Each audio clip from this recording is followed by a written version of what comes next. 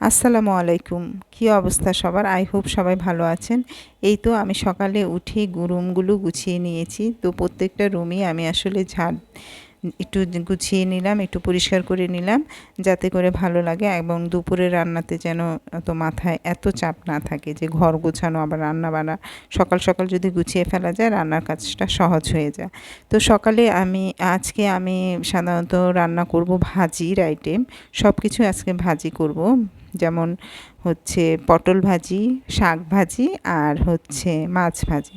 তো আজকে ভাজি দিয়ে ভাত খাবো, যেহেতু কালকে আমি মুরগির মাংসের তরকারি রান্না করেছি, সেটা একটু রয়ে গেছে। তো ওইটা বাচ্চারা খেয়ে নিতে পারবে। তো এই তো পেঁয়াজ রসুন কাঁচামরিচ দিয়ে নাড়াচাড়া করলাম তেলে, তারপরে শাক দিয়ে দিলাম, কলমি শাক। যে কোনো শাকই আসলে আমার পছন্দ, কলমি শাকটাও ভালো লাগে খেতে। তারপর শাকটা হচ্ছে, এদিকে আমি মাছটা একটু মাখিয়ে নিব।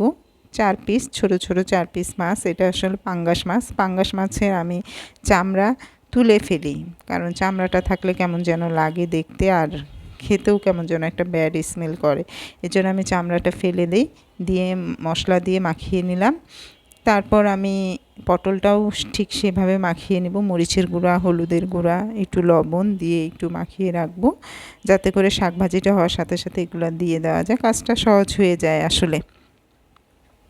এই তো আমার শাক ভাজিটাও হয়ে আসছে প্রায়। তো একটু নাড়াচাড়া করছি।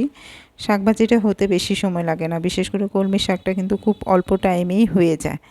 তো এই তো আমার শাক ভাজি হয়ে গেছে, এখন আমি তুলে নেব একটা বাটিতে। তারপরে ফ্রাই প্যানে একটু ধুয়ে নিয়েছি, ওই ফ্রাই প্যানে আমি পটল ভাজিটাও করব। এতে করে অনেক হাঁড়ি পাতিল জমে না, অল্পতেই সব কাজকর্ম শেষ করা যায়। তো এই তো আমার পটল ভাজি হয়ে গেল। পটল ভাজিটা আমি এখন একটা প্লেটে নামিয়ে নেব। কালারটা অনেক সুন্দর আসছে পটলের, খেতেও খুব মজা হয়েছে। তো এই তো আমি আবার তেল দিয়ে নিয়েছি। প্রত্যেকটা আইটেমই আমি সরিষার তেলে করার চেষ্টা করি, যাতে করে সুস্থ থাকা যায়। সরিষার তেল কিন্তু স্বাস্থ্যের জন্য খুব উপকারী সয়াবিনের চেয়ে। তো এই তো মাছটা আমার ফ্রাই হয়ে গেছে, সাথে একটু পেঁয়াজও দিয়েছি, একটু পেঁয়াজও এটার সাথে ফ্রাই করে নিয়েছি। এই তো আমার দুপুরের খাবার দাবার।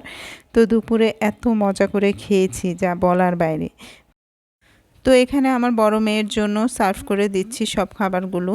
তো এই তো মাছ ভাজি, শাক ভাজি আর পটল ভাজি। তো এই তো দুপুরের খাবার দাবার। তারপর বিকালবেলা কিছু খাবে বাচ্চারা, তো একটু পটেটো ফ্রাই করে দিলাম। তো পটেটো ফ্রাই, দেন একটু কলমি শাক রেখে দিয়েছিলাম, সেটাকে একটু পাকোড়া বানাইলাম। তারপর একটা কোক নিয়ে আসলাম। তো এই তো বিকালের নাস্তা। তো আজকের ব্লগটি যদি ভালো লেগে থাকে তো সবাই আমাকে সাপোর্ট করবেন। আল্লাহ।